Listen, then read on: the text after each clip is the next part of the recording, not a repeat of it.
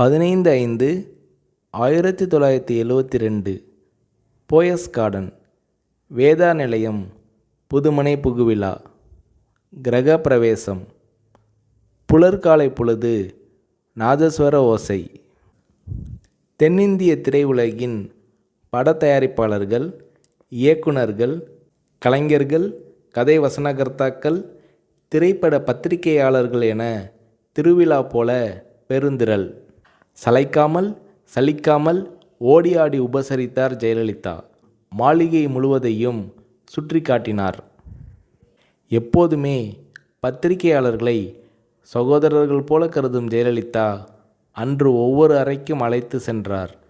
இந்த மாளிகையின் ஒவ்வொரு செங்கலாக அணு அணுவாக பார்த்து கட்டியவர் என் அம்மா. இப்போது அவர் இல்லை என்றபோது ஜெயலலிதாவின் இமை ஓரங்களில் கண்ணீர் முத்துக்கள்.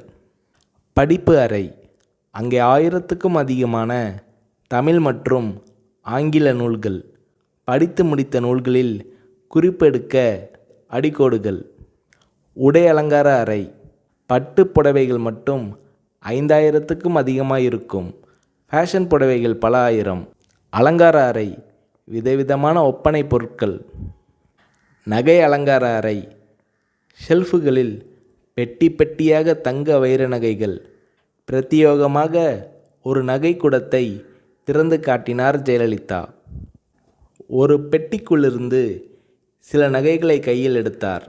ஒளி வெள்ளத்தில் மின்னல் கீற்றுகள். இவை மைசூர் மகாராஜா என் முன்னோருக்கு கொடுத்தவை என்றார் ஜெயலலிதா. வரவேற்பு அறை.